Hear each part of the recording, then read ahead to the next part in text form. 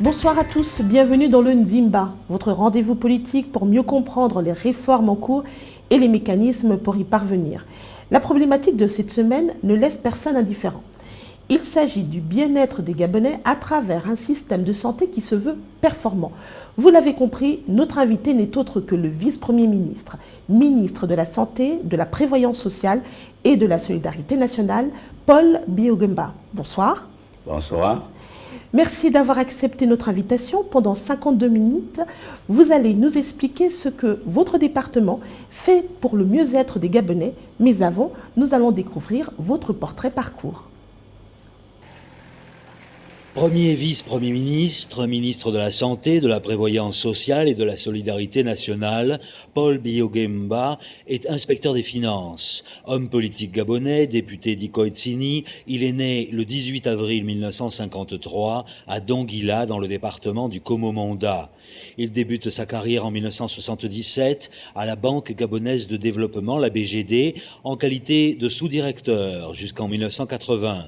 De 80 à 83, il est conseiller à la présidence, chargé des affaires commerciales, industrielles et des participations. Un an plus tard, en 84, il est promu conseiller politique du président de la République. De 84 à 89, Paul Biogemba occupe encore les fonctions de directeur adjoint de cabinet du président de la République, chargé des affaires économiques, financières et administratives. Les portes du gouvernement s'ouvrent pour lui en 1989. Il devient ministre du Commerce, de la Consommation et du Transfert des Technologies. Un passage qui coïncide avec l'avènement du multipartisme en 1990. En 90 justement, il est élu député à l'Assemblée nationale. Il y siégera 2 ans avant de revenir au gouvernement en 92 jusqu'en 94 en qualité de ministre du contrôle d'État, du redressement du secteur parapublic et de la privatisation.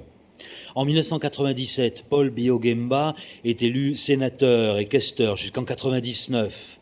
Il revient au gouvernement, cette fois-ci pour un long bail. D'abord aux petites et moyennes entreprises et industries pendant 4 ans. Au ministère du Commerce et du Développement industriel, chargé d'une EHPAD pendant 5 ans de 2003 à 2008. Ministre de l'Agriculture, de l'Élevage, de la Sécurité alimentaire et du Développement rural pendant 1 an de 2008 à 2009, puis Premier ministre, chef du gouvernement sous l'ère Ali Bongo Ondimba 2009-2012.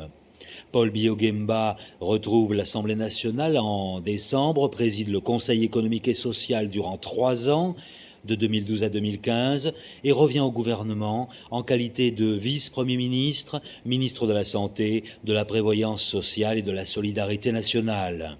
Par ailleurs, il fut administrateur et président du conseil d'administration des institutions financières et de la SNBG, président du comité et du bureau régional de l'Afrique centrale, CEAC pour le NEPAD. Paul Biogemba est également le fondateur de la formation politique Mouvement commun de développement, le MCD, Parti libéral démocratique, de 1994 à 2002, avant d'intégrer le PDG. En juillet-août 2009, il est membre du comité stratégique pour la campagne électorale de son Excellence Ali Bongo Ondimba. Depuis 2010, il est membre du comité permanent du bureau politique du Parti démocratique gabonais, après en avoir été vice-président de juillet 2009 à mars 2010. Paul Biogemba est grand officier de l'Ordre national de l'Étoile équatoriale.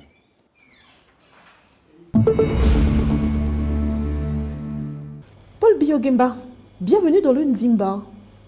Merci. Est-ce que ce cadre culturel vous parle, le Nzimba? Oui, tout à fait. C'est gai, les couleurs sont pastel, c'est reposant. D'accord. Et d'un point de vue culturel, le cadre d'un Nzimba, ça vous parle au niveau du Gabon? Bon, déjà, il y a quelque chose que j'aime bien, que je trouve ici, c'est le bois.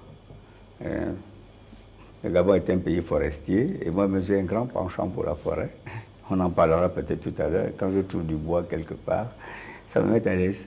Pouvez-vous nous partager un souvenir de jeunesse? Oh, il y en a beaucoup. Qu'est-ce que vous souhaitez que je vous dise exactement? Au niveau de la famille, au niveau de l'école, au niveau de... Je vous laisse libre de choisir. Eh bien, moi j'étais interne. J'ai fait 10 années d'interne, du CP1 en 3e, j'étais interne. Oui. Et c'est une vie qui m'a beaucoup marqué, une vie associative, communautaire. Si je dois parler d'un souvenir, c'est ça, hein, la vie en famille, la vie en groupe, la solidarité.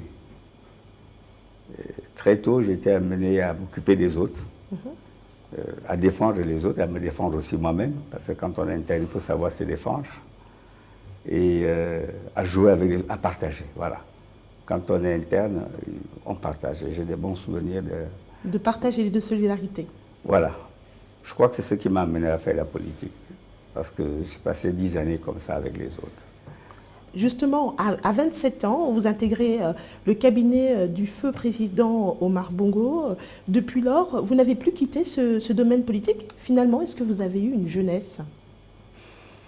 Oui, mais une jeunesse responsable.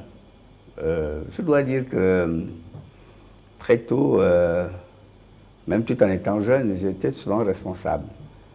J'étais cœur-vaillant quand j'étais jeune, j'étais scout. Voilà, scoutisme. Ouais, louveteau, ouais, et souvent j'étais chef d'équipe.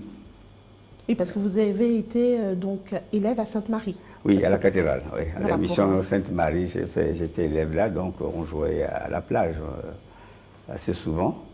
Et, vous rameniez vos camarades à l'ordre de temps en temps? Oui, ouais, c'était pas facile, hein, parce qu'il se trouve que j'étais toujours le plus jeune de mon groupe. Mais pas le moins vaillant? Non, mais plutôt même responsabiliser, ce qui était difficile, parce que vous êtes le plus jeune, mais vous devez diriger des groupes dans lesquels il y avait 4-5 ans de plus que moi. C'était pas souvent facile, mais j'y arrivais.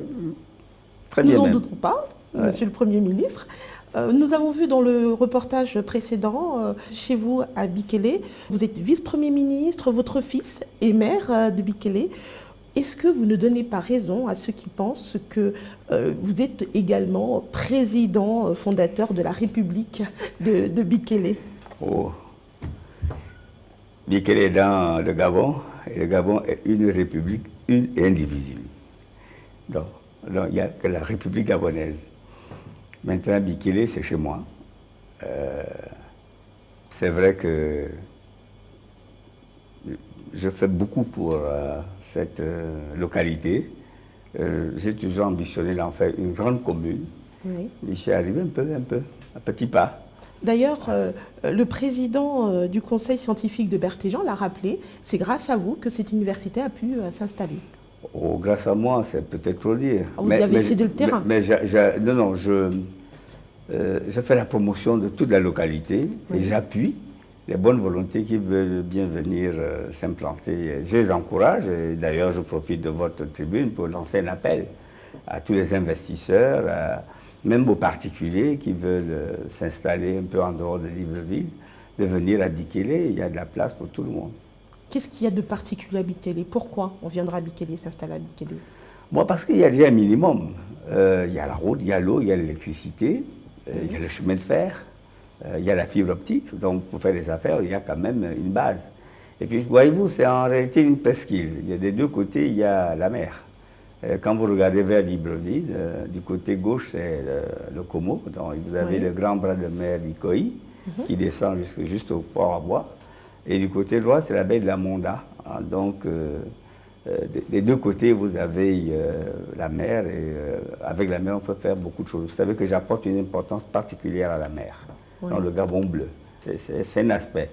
On va en parler peut-être tout à l'heure dans les aspects économiques. Mais je dois déjà vous dire que, personnellement, j'apporte une importance particulière au développement de l'économie de la mer. Parce que c'est une ouverture aussi à la mer. C'est une ouverture sur le monde. Ça accueille des importations et... Oui, je pense qu'on n'a pas suffisamment réfléchi, recherché, exploité, identifié toutes les potentialités que présente la mer. Je vous prends un cas très simple. Il y a des pays qui n'ont pas de mer et qui sont très développés. Oui. Je prends le cas de la Suisse. Pays très développé. Je me demande ce que c'est ce pays s'il avait eu la mer comme au Gabon. Nous avons 800, presque 900 km de côte. et une surface en mer qui est presque les 3/4 de la surface au sol du Gabon. Oui. Normalement, quand on dit la superficie du Gabon, ce n'est pas 267 000 km². On doit dire que c'est 267 000 km² au sol, plus pratiquement 200 à 230 000 km² en mer, parce que c'est notre zone exclusive. C'est tout ça le Gabon. Donc nous avons une partie, quasiment plus de la moitié du Gabon, qui n'est pas totalement exploitée en dehors de recherche pétrolière, un peu de pêche et de transport maritime, mais je suis sûr qu'il y a, en plus de ça, il y a d'autres potentialités qu'il faut transformer en réalité. Et il faudrait que dans les années qui viennent, qu'on puisse réfléchir dessus. Et d'ailleurs, je suis content, lors du dernier gouvernement, du dernier remaniement, le président de la République, le président Bongo, a mis l'accent. Non, il a même créé un ministère, il y a maintenant un ministère de la mer. Oui. Le ministère des eaux et des forêts et de la mer. Et ça, c'est très bien parce que... Et puis, regardez le drapeau gabonais. Vert, jaune Vert, et bleu. Le bleu, c'est la mer. Bien sûr. Alors, il faut l'exploiter. Paul Biya-Oguemba, au regard de votre longévité dans le sérail politique, on vous qualifie de monstre. Est-ce à cela que vous devez votre retour au gouvernement? Écoutez, je vais vous dire très franchement. Moi, j'aime la politique. Et j'en ai fait mon métier, ma profession. Donc, si vous me demandez quelle est votre profession, je vous dirai homme politique. Et comme c'est un métier, tout métier, c'est une carrière qu'on développe. Oui. Je peux dire que je suis peut-être aux 2/3 de ma carrière, il me reste encore un bon tiers. Donc, plein de choses encore à réaliser. Je le veux bien, mais seulement la politique a ceci de particulier que les autres peuvent décider à votre place, notamment le peuple. Je suis un homme politique, je me présente à des élections où je soutiens des candidats, le président de la République ou quand il y aura d'autres élections, mais c'est le peuple qui se prononce. Je vais faire la politique jusqu'à 2 conditions. Soit que le peuple dit que c'est plus bon, oui. Bon, à ce moment je vais m'asseoir à Bikele, soit que je n'ai plus la force ni physique ni intellectuelle de pouvoir faire parce que c'est un métier difficile. Alors on comprend mieux pourquoi vous avez choisi la tortue comme symbole. Voilà. Il y a beaucoup de choses dans une tortue. Oui. Il y a la longévité, ça c'est sûr, une tortue vit vieux. Et toi, tu peux aller jusqu'à 150 ans. Oui, c'est ça. Bon, je n'irai pas jusque-là quand même. Mais on enfin, vous le souhaite en tout cas pour la santé. Oui, je crois. J'ai une bonne santé, je peux aller très loin. Mais surtout parce que la santé, c'est d'abord la sagesse. Je pense que quand vous voulez faire la politique, il faut être sage. Oui. Il faut au moins chercher à être sage. Si vous ne l'êtes pas, il faut chercher. Moi, je fais l'effort de rechercher la sagesse. Et puis, il faut aussi un peu d'habileté. La tortue est habile. Elle est maligne. Je préfère dire qu'elle est habile. Et je cherche à être habile. Merci d'avoir répondu à notre questionnaire. À présent, nous allons passer à la deuxième partie de notre émission avec ce reportage sur l'état des lieux du système sanitaire gabonais, les grandes avancées et ce qu'il reste à faire. Premier vice-premier ministre, ministre en charge de la santé, Paul Biya-Oguemba conduit aujourd'hui la politique du gouvernement dans ce secteur capital et stratégique pour le Gabon. Depuis 2009, les autorités ont mis en place le Plan national de développement sanitaire, un plan sur la base duquel sont clairement définis l'ensemble des programmes en matière de santé. Pour conduire l'exécution de ce plan, le gouvernement s'est attelé à maintenir en état de fonctionnement l'existant et à construire ensuite de nouveaux centres de santé, aussi bien à l'intérieur du pays qu'à Libreville. La capitale gabonaise compte aujourd'hui 4 centres hospitaliers universitaires flambant neufs, dont 2 opérationnels, notamment le centre hospitalier universitaire de Libreville, l'ancien CHL, et celui d'Angondje, en attendant le fonctionnement effectif des CHU Jeanne et Bory et d'Ovendo, proches de la faculté de médecine. À l'intérieur, les centres régionaux font peau neuve, ainsi que les dispensaires qui offrent aujourd'hui des soins de qualité. Toutefois, le travail de rénovation des établissements sanitaires reste la priorité du gouvernement, ainsi que l'accès aux soins de qualité de tous les Gabonais. Aujourd'hui, l'État poursuit des objectifs majeurs pour éradiquer 4 fléaux de la société en mettant en place des programmes de lutte contre le paludisme, le sida, la tuberculose et le cancer. De vastes champs qui concentrent des investissements de la part de l'État. En dépit de la crise économique qui sévit, l'État ne recule pas devant ses objectifs. La santé demeure une priorité. De nombreuses politiques de prévention sont mises en place, tout comme la formation des cadres qui animent ce secteur. De nombreuses passerelles sont offertes aujourd'hui aux ressources humaines du monde de la santé pour la réalisation d'un véritable plan de carrière. Monsieur le vice-premier ministre, malgré ces avancées, le secteur de la santé souffre encore de nombreux manquements. Une qualité d'accueil qui laisse à désirer par endroits, des problèmes de prise en charge, illustrés récemment par cette femme qui a donné la vie dans les jardins de l'hôpital de Mylène. Écoutez, vous l'avez dit dans le commentaire, la santé reste une priorité pour le président de la République, Ali Bongo Ondimba, pour le gouvernement. C'est une priorité et l'une des premières. Je veux vous dire, je considère que sur une échelle de 1 à 10, la première valeur, c'est la vie, et la deuxième valeur, c'est la santé. La santé, pour moi, se situe à la deuxième valeur de toutes les valeurs. Il faut d'abord vivre, ensuite la santé. La santé vient avant même l'alimentation, avant même la formation, parce que vous n'avez qu'à voir un enfant qui naît, un bébé qui naît. Il naît, s'il est en vie, la première chose qu'on fait, c'est le soigner, langer, couper l'embryle, etc. Donc, c'est la priorité. Et ce secteur-là, je dirais même cette valeur, est tellement importante qu'on ne peut pas faire autrement que lui apporter ce qu'on peut. Peut-être pas ce qu'on veut, mais ce qu'on peut. Parce que ce qu'on veut, c'est large. Mais ce qu'on peut. Et ce qu'on peut, c'est faire en sorte que ça fonctionne à la satisfaction du plus grand nombre, même si cela est difficile. C'est vrai, il y a des difficultés. Ce que vous avez dit, il y a des aspects négatifs. Et votre réaction par rapport à cette dame Ben, qui a donné la vie dans les jardins de... Je crois qu'il ne faut pas se focaliser à ça. C'est regrettable, encore que ce n'est pas la réalité. La réalité est tout autre. Cette dame, si vous voulez, elle a accouché comme ça parce qu'on ne pouvait plus faire autrement à cet instant précis. À cet instant précis où le bébé était déjà sorti. On ne pouvait plus faire autrement. Mais elle a accouché avec toute l'assistance du personnel médical de l'hôpital de Mylène. Elle n'a pas accouché dans la nature. C'est le personnel médical de l'hôpital qui a accouché. Donc les réseaux sociaux auraient donc tronqué la Oui, vérité? non, vous savez comment on est.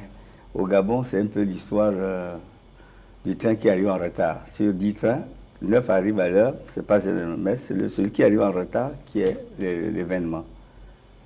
Cette compatriote qui se porte bien aujourd'hui, dont l'enfant se porte bien, a été prise en charge par le personnel de l'hôpital. On ne pouvait pas faire autrement. Et elle est restée à l'hôpital avec son bébé qui se porte bien, etc. Et si elle a accouché, donc ce que nous pouvons tous regretter, ce n'est pas un fait volontaire. Tous les spécialistes ont expliqué qu'on ne pouvait plus la bouger. On ne pouvait plus la bouger. Mais elle a accouché avec l'assistance médicale du père. C'est ce qu'il faut retenir. Et l'enfant a été traité correctement. Naturellement, personne d'entre nous ne peut être heureux de voir une dame qui accouche dans la nature. Ça, personne. Je ne sais pas comment les gens peuvent le penser une seule fois. À mon avis, il faut mettre ça dans le compte de l'incident. Dans le compte, ce n'est pas une volonté de faire comme ça. Mais ce que je peux vous dire, c'est que nous ferons tout pour faire en sorte que des cas de ce genre ne se reproduisent pas. Même si c'est involontaire, mais nous ferons tout pour que ça ne se reproduise pas. Comment se porte le système justement de santé? Bon, allons-y d'abord les points faibles. Il nous manque énormément de médecins, de personnel paramédical, c'est-à-dire infirmiers d'État, sages-femmes, etc., des spécialistes dans la qualité, il faut. Et ce manque de médecins, de personnel et de spécialistes fait en sorte que, des problèmes naissent, et même on est obligé d'évacuer à l'extérieur du pays, ce qui coûte extrêmement cher au pays.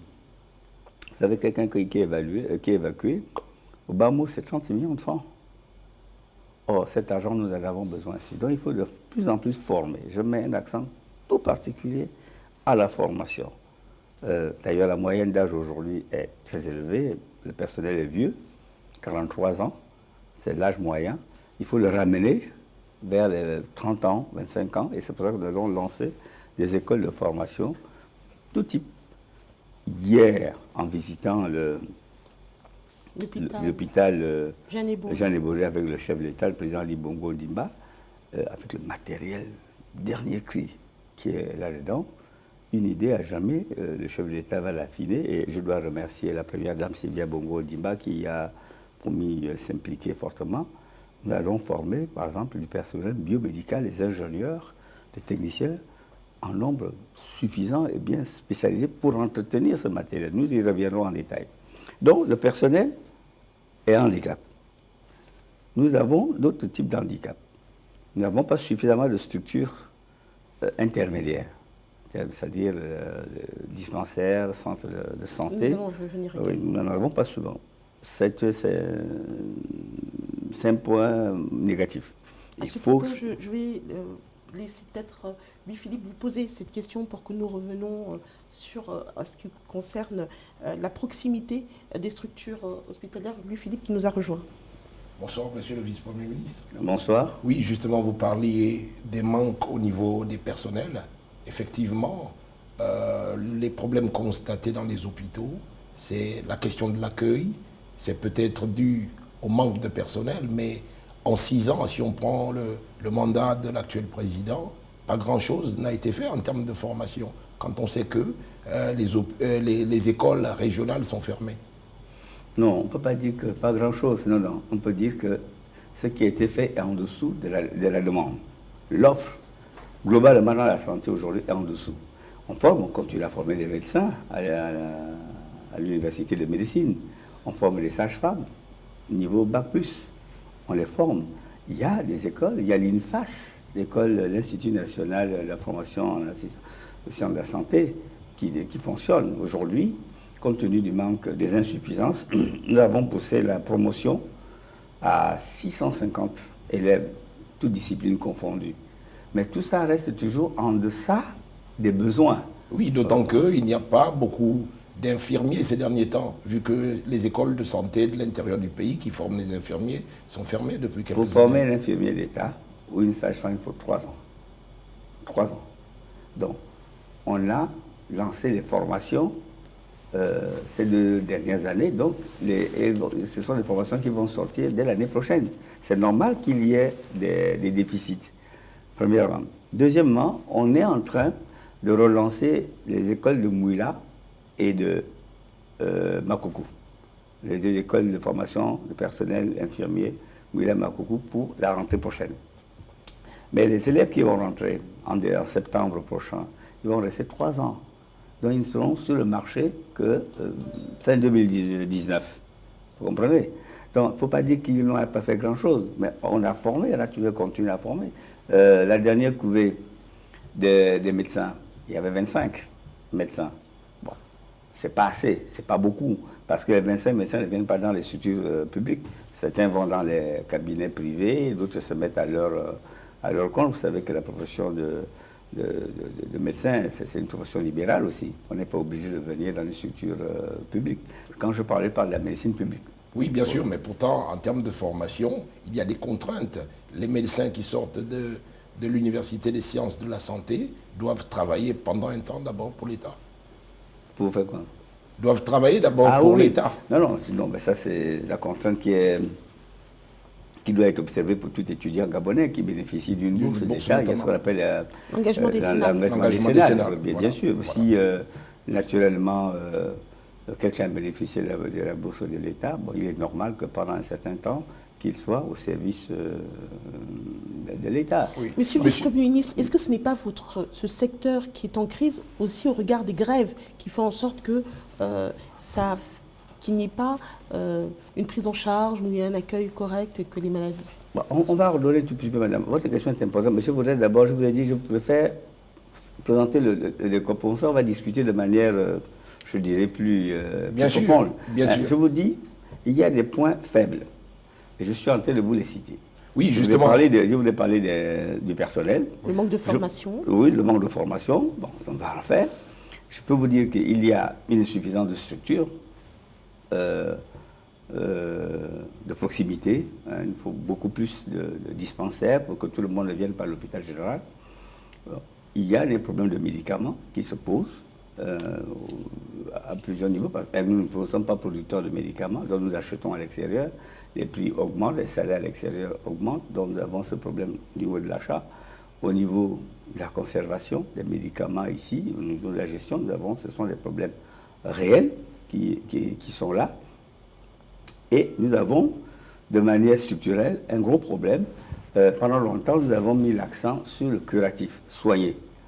Et nous n'avons pas mis suffisamment l'accent sur la prévention. Je peux d'ailleurs vous en parler juste 2 mots. Je suis heureux d'ailleurs en parler. Vous savez, votre émission arrive à un très bon moment. Je ne sais pas si vous avez fait exprès.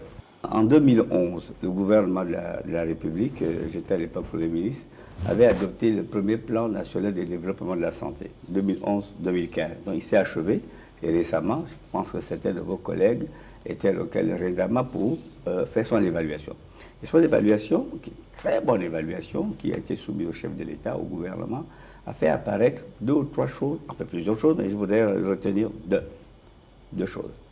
La première, naturellement, c'est qu'on a mis beaucoup de moyens vers le curatif, c'est-à-dire soigner les malades, opérer, etc., construire. On n'en a pas mis assez sur la prévention, la médecine préventive. Ça, c'est important. Parce que, comme le dit l'adage, il vaut mieux prévenir que guérir. Oui, mais monsieur le vice-premier ministre, une autre incongruité, nous l'avons vu, des centres de santé de pointe, malheureusement, il arrive qu'il manque de gants. J'en arrive. Deuxièmement, comment vous l'expliquez? Deuxièmement, il y a un problème de maintenance. De maintenance des structures existantes. Alors, quelles sont les solutions que vous pensez apporter? Ça, c'est les points faibles. Oui. Maintenant, les points forts. Parce qu'il n'y a pas que les points faibles. Il y a des points forts et même très forts. Même très forts. Nous avons aujourd'hui dans la pyramide des structures, alors là, qui n'ont rien à envier aux structures des pays développés. Oui. Nous avons aujourd'hui, contrairement à ce que vous dites, 3 CHU qui fonctionnent. CHU de Libreville, CHU d'Angogé et celui de Venlo qui a ouvert depuis quelque temps et qui fait une montée en puissance. D'ailleurs, le chef de l'État va... Oui, en fait, c'est parce qu'il n'est pas encore inauguré. Va inaugurer, l'un à la fin du mois, le CHU est la deuxième phase. Il faut y aller, vous allez voir. Et le CHU de Venlo. Donc, il y a 3 qui fonctionnent aujourd'hui, auxquels d'ailleurs, on peut ajouter l'hôpital militaire, qui ne dépend pas du ministère de la Santé, qui dépend du ministère de la Défense. Mais quand même, c'est une structure de santé. Qui soigne, d'ailleurs, elle soigne même plus de civils que de militaires. Si vous allez à l'hôpital militaire, vous avez beaucoup plus de civils qui sont là-bas que les militaires. Donc, nous avons, et c'est quasiment un CHU aussi, l'hôpital militaire. Donc, nous avons de grandes structures avec des équipements vraiment qui n'ont rien à envier, dernier cri. Et c'est pour cela qu'il faut former des ingénieurs biomédicaux et des techniciens supérieurs biomédicaux pour les entretenir. Ça, c'est un point fort. Ça, il faut le souligner. Bien sûr. Et je crois que d'ici quelques temps, si nous avons un bon personnel, et c'est pour ça que je mets l'accent sur le personnel, beaucoup de gens dans la sous-région, et même en dehors de l'Afrique, pourraient venir se soigner à Libreville. Ça, c'est quelque chose qui a apporté. Mais encore faut-il qu'il y ait des consommables dans ces hôpitaux. J'en arrive. Vous ne voyez pas tout en noir. Je vous dis, moi, je suis très franc vis-à-vis de vous. Oui, bien sûr. Je peux occulter quelque chose qui est négatif. Ce n'est pas possible. D'ailleurs, pourquoi faire? Mon éducation, c'est qu'un abcès, pour mieux le soigner, il faut l'inciser. Ça fait mal, le jour où on l'incise, mais après le lendemain, on dort bien. Donc, ce qui est mauvais, je vous le dis. Je vous le dis parce que je veux que ça s'améliore. Vous comprenez? Et d'ailleurs, c'est vous qui êtes chargé d'améliorer cette situation. Donc, c'est cela. Donc, autre point fort que nous avons et que nous devons vraiment développer, c'est que nous avons une jeunesse. D'avoir un niveau de formation et on va de plus en plus intéresser les jeunes à embrasser les carrières de la médecine. En quoi faisant, par exemple?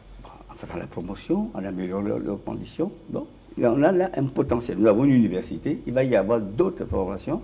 Récemment, au gouvernement, vous avez suivi, il y a 2 conseils des ministres, le gouvernement a décidé d'ajouter à la faculté de médecine, à l'université de médecine, d'autres facultés de biologie, etc., pour étoffer les différents secteurs de la médecine.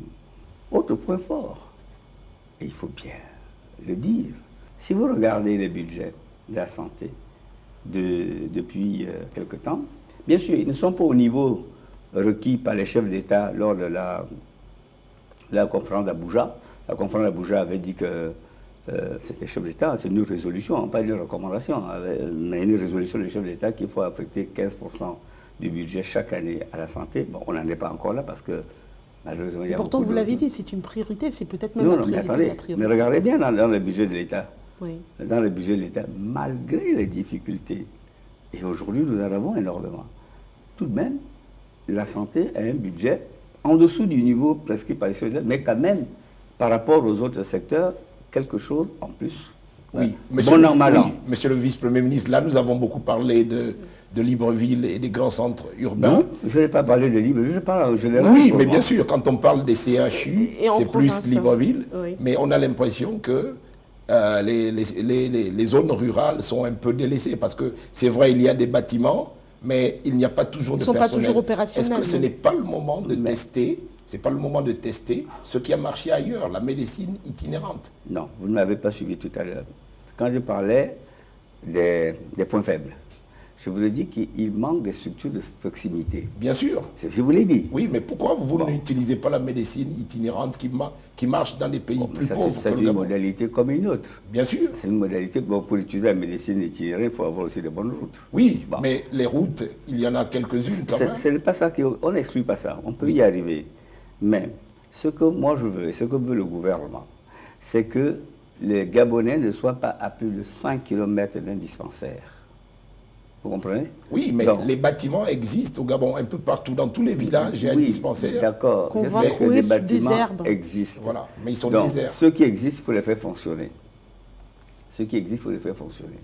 Mais il y a aussi beaucoup de bâtiments qui ont été construits sans tenir compte de la démographie du lieu. Donc, ce qu'il faut faire maintenant, c'est de mettre là où il y a la demande, là où il y a des hommes, parce que c'est les hommes qu'on soigne. Ce n'est pas autre chose qu'on soigne. C'est de mettre des dispensaires à ce niveau-là. C'est de mettre des centres de santé et même des cases de santé. On va aller jusque-là. Mettre des cases de santé, etc. Donc, parce que vous allez plus vite. Moi, je voudrais qu'on aille méthodiquement. Bien sûr, bien sûr. Je vous ai dit, on est allé en haut, mais il faut aller en bas. Le Ndimba, c'est 52 minutes. On ne pourra pas épuiser toute... Non, mais ce que je veux vous dire, si vous voulez que je... Dans les points forts que nous avons, parce qu'il y en a, nous allons de plus en plus, et nous avons la capacité de faire en sorte que la médecine aille trouver le malade, que la structure de santé soit la plus proche possible, en combinant la formation des hommes, de la construction des structures intermédiaires, nous allons le faire. Maintenant, d'ailleurs, nous venons de bénéficier, en plus du budget de l'État, vous l'avez vu, du budget de l'État, nous venons de bénéficier d'un prêt de l'AFD de 32 milliards pour la santé, 101 pour l'éducation nationale, vous l'avez suivi il y a un mois, et dans ces 32 milliards, plus la part gabonaise dont on va disposer l'un dans l'autre, peut-être de 40-45 milliards, pour les structures intermédiaires. Donc ça devrait permettre... cas de santé, hôpitaux régionaux, parce que nous avons des hôpitaux. Votre département, Monsieur le Premier ministre, n'est pas seulement la santé, mais je voudrais quand même, avant de passer aux autres volets de votre département, la prévoyance sociale et la solidarité nationale, vous poser cette question. Le Gabon peut ne pas être à l'abri de grands fléaux. Quelles sont les préventions prises par le ministère de la Santé concernant, par exemple, l'épidémie de la fièvre hémorragique d'Ebola? Alors, c'était très bien. Je vais répondre, mais je voudrais quand même achever ce que je disais tout à l'heure. Nous allons mettre un accent très fort sur la proximité. La proximité et obtenir un bon ratio. Maintenant, pour revenir à votre question, oui, madame. L'accent va être mis sur la prévention. Je vous l'ai dit tout à l'heure que pendant longtemps, on a mis l'accent sur le curatif, en négligeant peut-être pas, mais en ne mettant pas trop l'accent sur la prévention. Maintenant, nous allons mettre l'accent sur la prévention. Vous avez une échéance par deux moyens. Oui. Vous avez une échéance, des dates? Nous avons un institut qui s'appelle l'Institut d'épidémiologie et de lutte contre les endémies, l'ILE. Nous avons un deuxième institut, c'est l'Institut d'hygiène, l'Institut d'hygiène et d'assainissement. Ces deux instituts vont être mis à contribution pour prévenir les maladies. Vous allez le voir. Et du reste, au dernier Conseil des ministres, on a redéployé les effectifs sur toute l'étendue du territoire.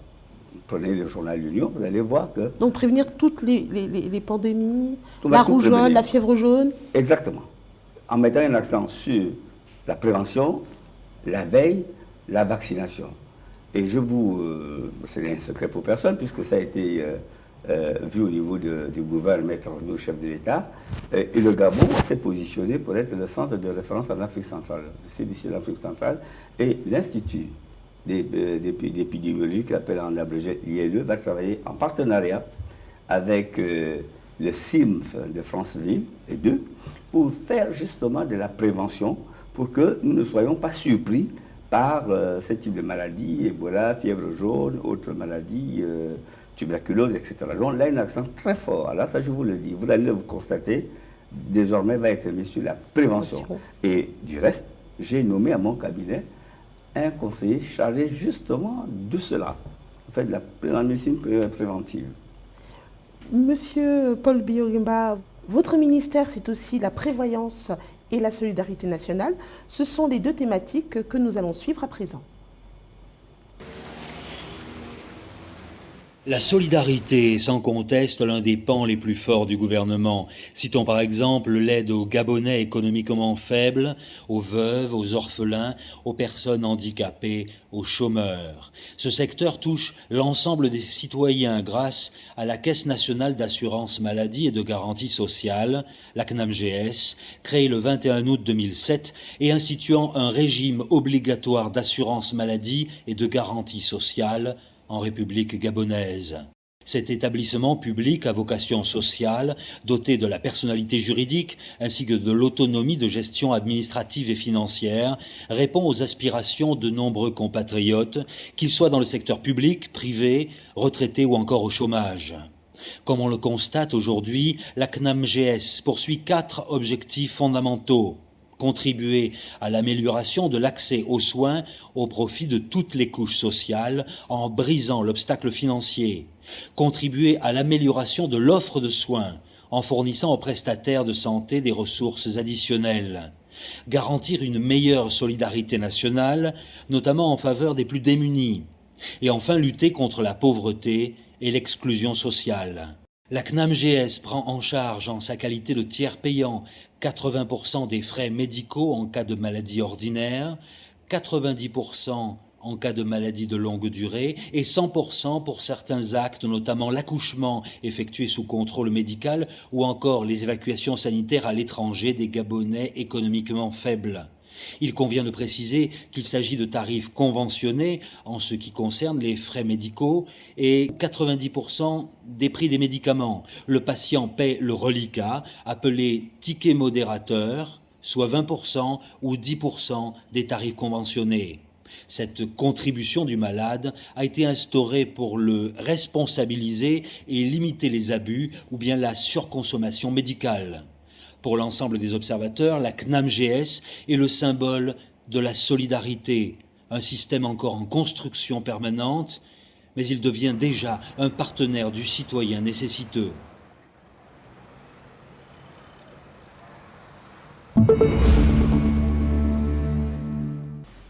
Dans un système déclaratif sans enquête sociale, il est possible que des personnes de mauvaise foi viennent se faire immatriculer. Les propos sont du professeur Moussou, directeur général de la CNAMGS, dans une récente interview accordée au journal L'Union. Qu'est-ce qui est fait pour éviter ce genre de fraude, monsieur le Premier ministre? Je vais parler de la CNAMGS, mais je voudrais tout de suite indiquer que dans le système de protection sociale au Gabon aujourd'hui, il n'y a pas que la CNAMGS qui fait d'ailleurs un boulot, il faut être franc, remarquable, qu'il faut encourager. Mais il y a à côté, il y a la Caisse nationale de sécurité sociale, qui est d'ailleurs plus ancienne, qui fait un travail formidable de prise en compte des travailleurs et d'autres personnes. Il y a aussi la Caisse des pensions et des prestations familiales la dernière année. Donc nous avons au Gabon 3 caisses, il faut bien le savoir, la CNAMGS, la CNSS et la CPPF.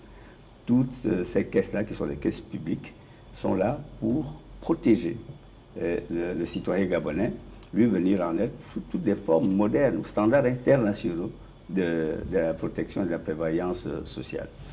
Et pour revenir sur la GNAM-GS, qui est une institution de plus en plus en montée, qui travaille bien, qui couvre de plus en plus le monde, qui a un taux de couverture aujourd'hui pratiquement d'1 million d'habitants, sur le 1,8 million que nous sommes. Il y a presque 1 million de personnes qui sont assurées à la GNAM-GS, ce qui est intéressant. C'est un boulot vraiment que j'apprécie personnellement et que tout le monde apprécie. Mais malheureusement, ce système peut être attaqué avec des personnes de mauvaise foi. C'est normal, au sens statistique du terme. Au sens statistique du terme. Rien ne peut être parfait, nous ne sommes que des hommes.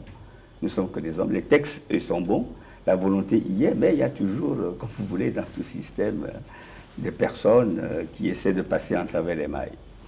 Et c'est le cas aujourd'hui en ce qui concerne les Gabonais économiquement faibles.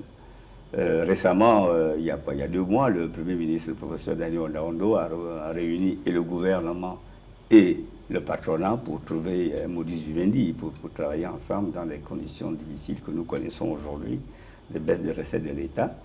Et ce problème a été posé de la prise en compte des Gabonais, d'autant plus que le secteur privé contribue, parce qu'il y a pour le moment 3 fonds, un 4e est né. Il y a un 4e est né, mais on attend que le 4e fonds concerne les assurés volontaires et les travailleurs indépendants, l'informel. C'est le vrai terme. Donc, pour le moment, on a 3 fonds, on va bientôt avoir 4 fonds. Et ces fonds sont financés par des cotisations, l'État employeur, les privés, etc. Est-ce que le fait de déclarer quand même des personnes qui n'ont pas droit, Monsieur le Premier ministre, ne fait pas en sorte non seulement affaiblir, mais finalement ne fait pas bénéficier aux personnes qui participent au maintien de cette caisse de solidarité? Oui, mais j'étais en train de vous dire qu'à l'issue de cela, moi je l'ai déclaré, c'est un engagement que j'ai pris devant et le gouvernement et le patronat de lancer un audit. J'ai pris un arrêté, j'ai constitué une équipe qui commence à travailler maintenant et il doit me rendre des conclusions fin juin, avant que je les soumette au gouvernement, au président de la République. Il est évident, pour moi c'est évident qu'on ne peut pas avoir 800 000 Gabonais économiquement faibles. C'est pas possible. Parce que si c'était le cas, ça veut dire que plus de la moitié de la population vit en dessous du seuil de pauvreté. Alors on va savoir, parce qu'il ne faut pas faire de jugement, de préjugés, l'équipe qui est constituée de hauts fonctionnaires, de personnes vraiment qualifiées, d'experts, va regarder les listings en possession de la GNAM-GS, pointer chaque agent économique. C'est fastidieux hein, comme travail. Savoir celui-là qui est inscrit ou celle-là qui est inscrite, est-ce qu'elle répond aux critères? Parce que les gens se sont dit, ils ont pris comme critère le salaire. Je n'ai pas de salaire, je suis chômeur, donc je suis Gabonais économiquement faible. Est-ce que c'est vrai?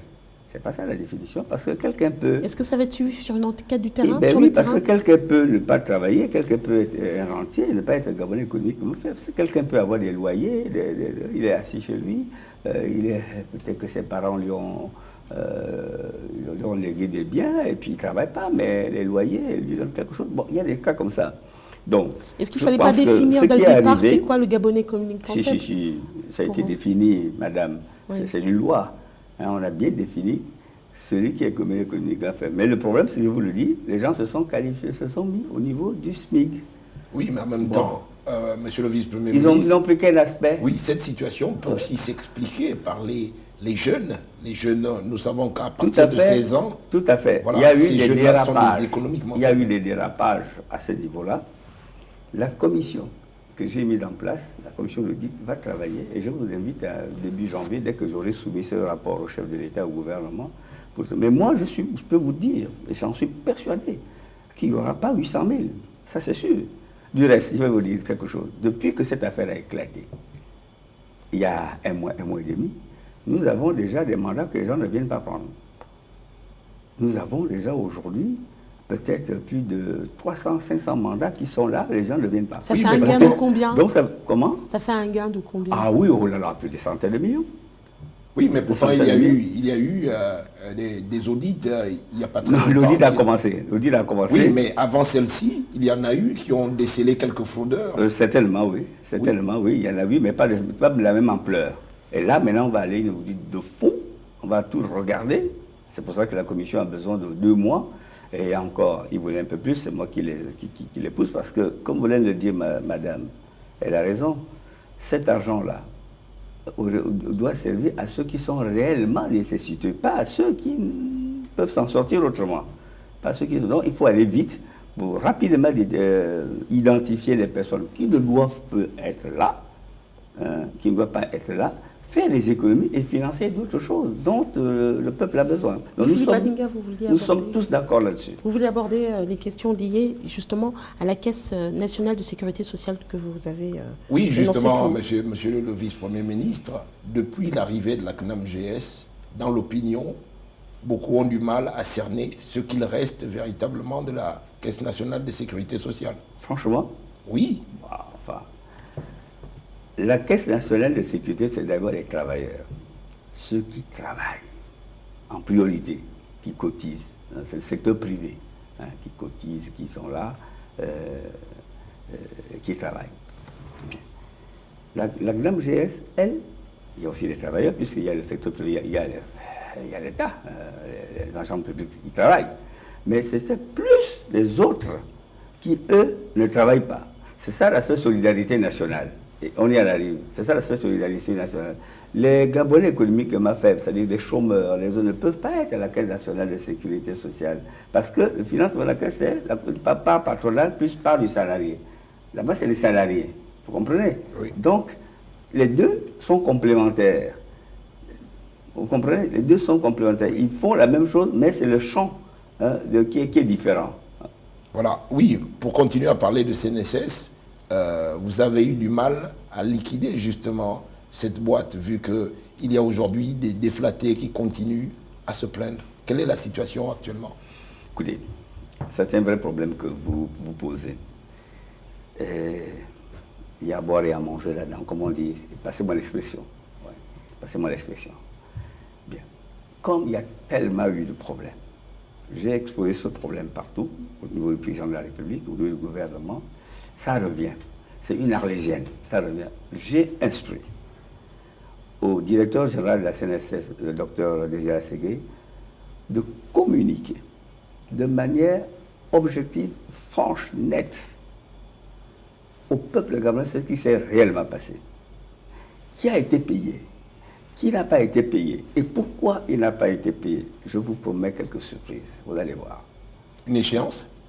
Non, vous allez vous-même constater. Je lui ai donné instruction parce qu'on est relancé partout, au niveau intérieur, par les Donc pour vous, syndicats, c'est un problème de communication, tout simplement? Il n'y a plus de... C'est des malentendus. Ça a été réglé, les déflatés ont perçu leurs droits? Je peux vous dire, et je ne sais pas, je lui ai donné l'instruction de le faire, il va le faire, certainement ça va parler dans l'Union. Vous allez voir que il ne reste même pas 80 personnes qui ne sont pas payées. Certains ont été payés. D'autres ont été payés, mais réclament. Ça, c'est autre chose. On réclame. Bon, ils ne sont pas d'accord sur... parce que c'est une négociation. Oui, bien sûr. D'autres même ne sont même pas venus à la CNSS pour dire que... Bon, la CNSS a proposé un ticket de sortie, X millions. Bon, est-ce que vous êtes d'accord? D'autres ne sont même pas venus, premièrement.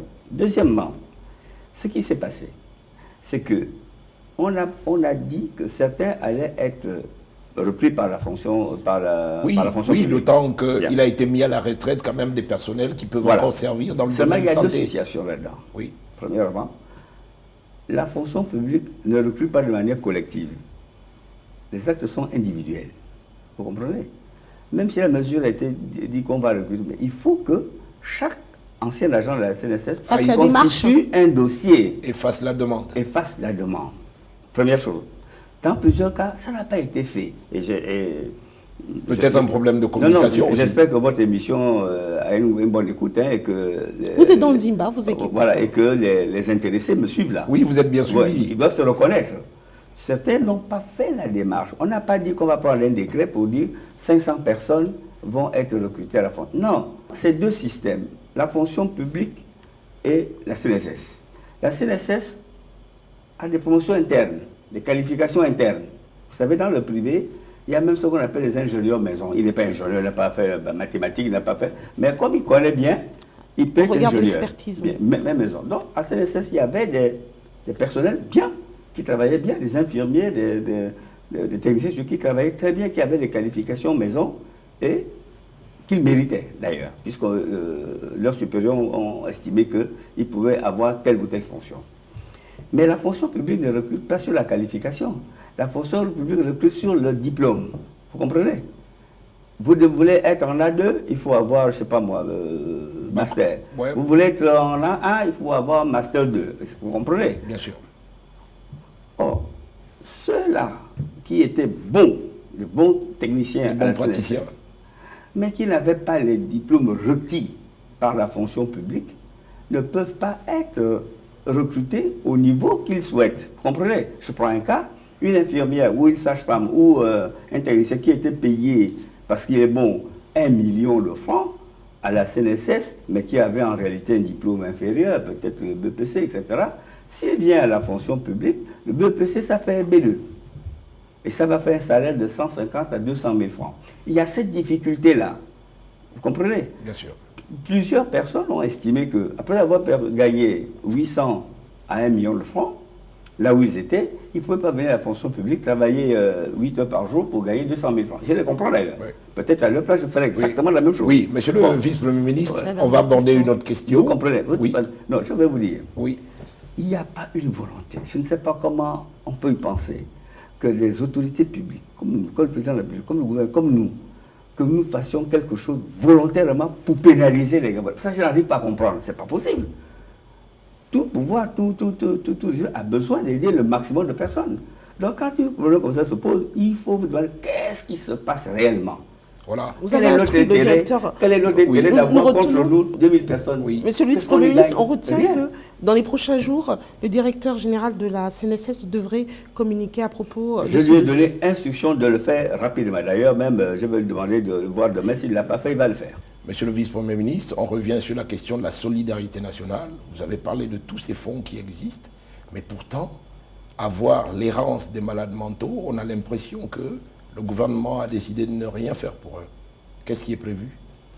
Bon, en ce qui Qu'est-ce qui concerne se les malades, c'est un vieux problème. Hein. Nous avons un hôpital psychiatrique à Mélène qui a vieilli. Nous sommes en train de refaire les travaux de cet hôpital. Bon, avec la crise actuelle, ça va un peu lentement, mais le budget est signé. Il y a eu des décaissements. On va accélérer la cadence pour que les bâtiments soient refaits, les locaux soient refaits, et en même temps former un peu plus de personnel spécialisé et pour que les malades mentaux soient correctement pris en charge. Donc ça aussi, c'est une priorité. Nous ne pourrons pas laisser des compatriotes qui Errer. souffrent errer comme cela. Donc c'est pris en compte. C'est exact. C'est une préoccupation réelle. Oui, l'autre préoccupation, c'est peut-être le FNAS. On a l'impression de ne pas bien percevoir si l'aide du FNAS arrive véritablement aux ayants droit. Oui, mais là aussi, il y a un problème d'explication. C'est l'aide. Mais ce n'est pas une aide à fond perdu. Je pense que là, nous devons communiquer là-dessus. En fait, c'est des prêts. Et c'est très important. Personnellement, j'attache une importance au FNAS. Parce que comme on dit, le proverbe chinois ne me donne pas un poisson, mais apprends-moi à pêcher. Et le FNAS, c'est fait pour apprendre à pêcher. C'est pour que les Gabonais et les Gabonais qui ont des petits projets, jusqu'à 5 millions de francs CFA, puissent trouver là-bas des financements à hauteur pratiquement de 70%. 70% de leur financement. Mais ce n'est pas des cadeaux, c'est pas... Peut-être que c'est le mot... C'est une aide conditionnelle. Mais bien sûr, c'est un remboursement, c'est un prêt à des taux, à des conditions très douces. Mais c'est quand même un prêt parce que le cadeau n'est jamais une bonne chose en économie. Il ne faut pas développer la notion de cadeau. Mais vous avez déjà un petit bilan, une idée? Oui, tout à fait. Il y a des dossiers qui ont été financés. Nous devons être à peu près aux alentours d'une centaine de dossiers financés depuis le début. Certains se remboursent d'ailleurs très bien. Et je félicite et encourage ceux-là qui remboursent leurs prêts parce que plus les prêts sont remboursés, plus cet argent est réinjecté dans d'autres projets. Et comme ça, il y aura beaucoup plus de monde. Cette année, malgré la crise, hein, vous regardez le budget du ministère de la Prévoyance sociale, il y a quand même 1 milliard qui est affecté au financement de ces activités généralistes de revenus.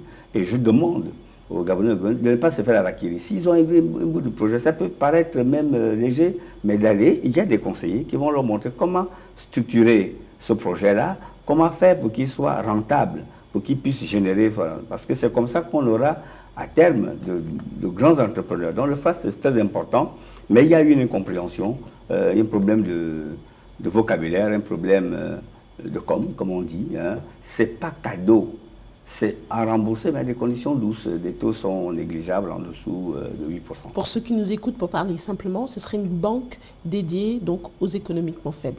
C'est ça, c'est tout à fait cela. À hauteur, au maximum, 5 millions. Mais avec 5 millions, quand même, on peut déjà monter une petite affaire qui peut vous faire un chiffre d'affaires, c'est-à-dire la vente, peut-être aux alentours de 2-3 millions dans le mois. Puis, au fur et à mesure, et en partant de là, quand on a une activité génératrice de revenus qui tourne, vous pouvez passer au stade au-dessus, ça fait une PME, etc., et devenir un peu plus tard une grande personne.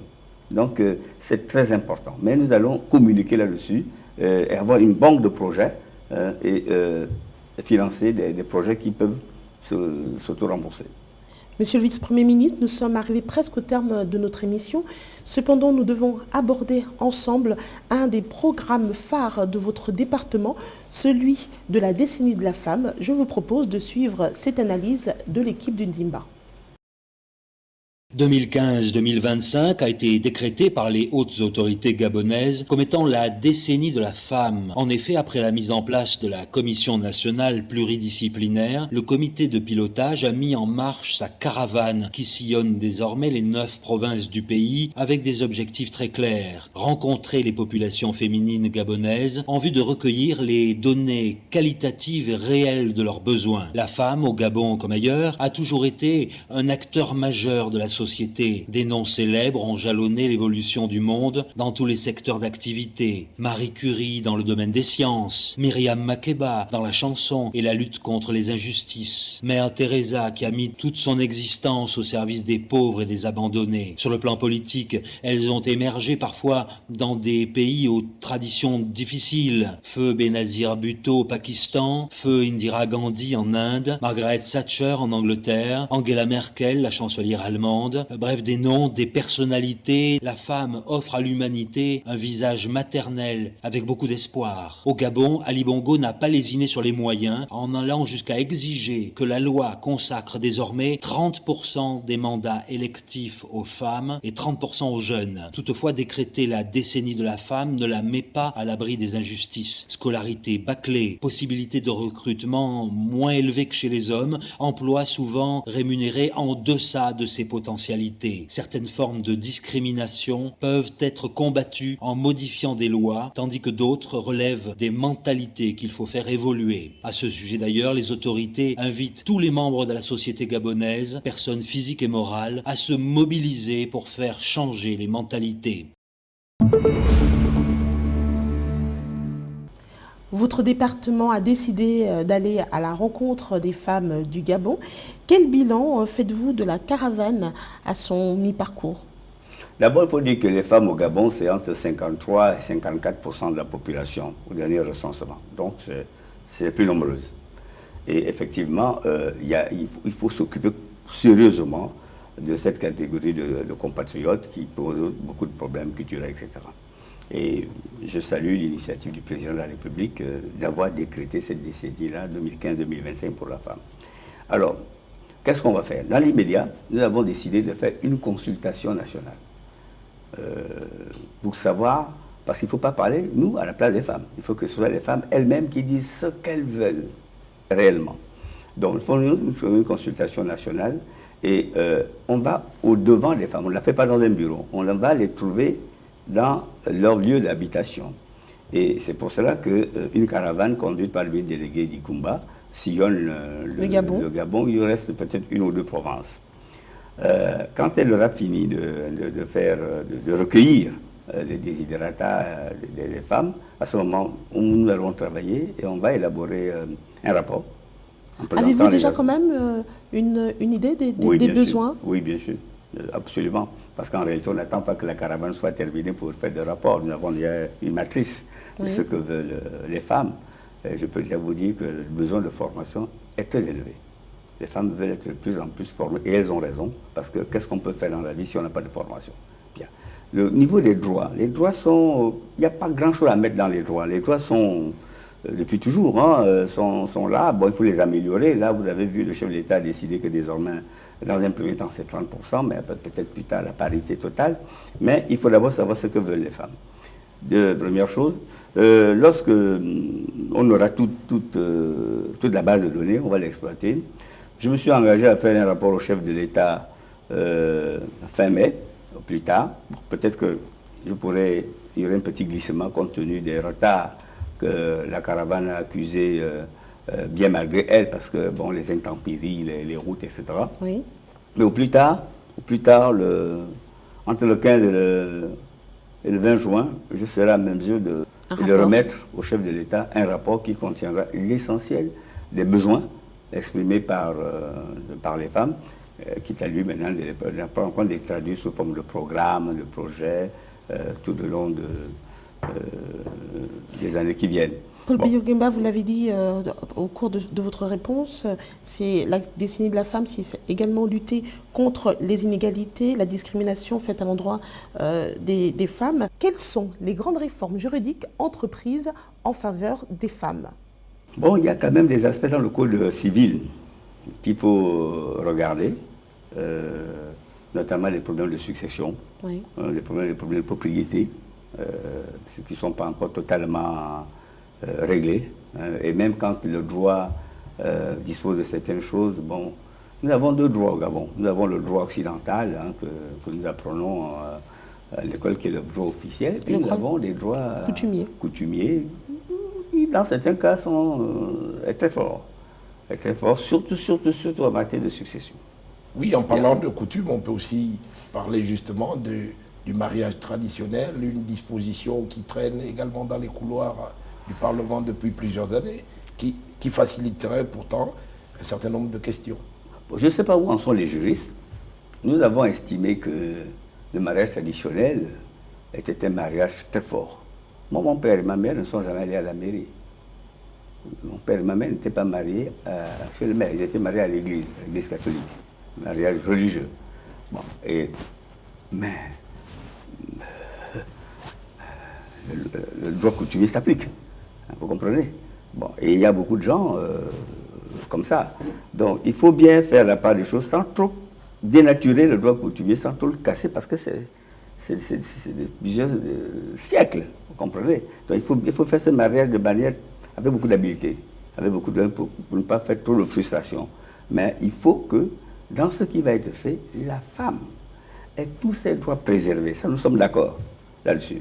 La femme ait tous ses droits préservés en tout lieu et à tout moment, que ce soit au niveau du travail, au niveau de la vie civile, au niveau du couple. Parce que la femme n'est pas une demi-citoyenne, c'est une citoyenne à part entière. Donc elle doit être protégée par la loi de la même manière, la loi de la République. Donc c'est ça qu'il faut faire et nous pensons qu'on va y arriver. Bon, ça demande un peu d'explication, un peu de patience, un peu de, comme je l'ai dit, d'habilité, de doigté. Mais je pense que la majorité des hommes pensent que les femmes doivent vivre comme les hommes dans les conditions les plus acceptables possibles. Nous sommes arrivés au terme de ces 52 minutes d'émission. Votre conclusion, Paul Biya-Oguemba? Comme je vous l'ai dit, la santé, c'est une priorité. Pour nous aujourd'hui, comme pour ceux qui seront là dans X temps, il ne faut donc pas lésiner sur les moyens. Le gouvernement, le président de la République, nous ferons toujours le maximum. Mais il faut que les populations nous aident à faire le maximum. Et je voudrais demander aux populations de nous aider à les aider. Et en réalité, on s'entraide. Comment les populations peuvent-elles faire? D'être volontaires.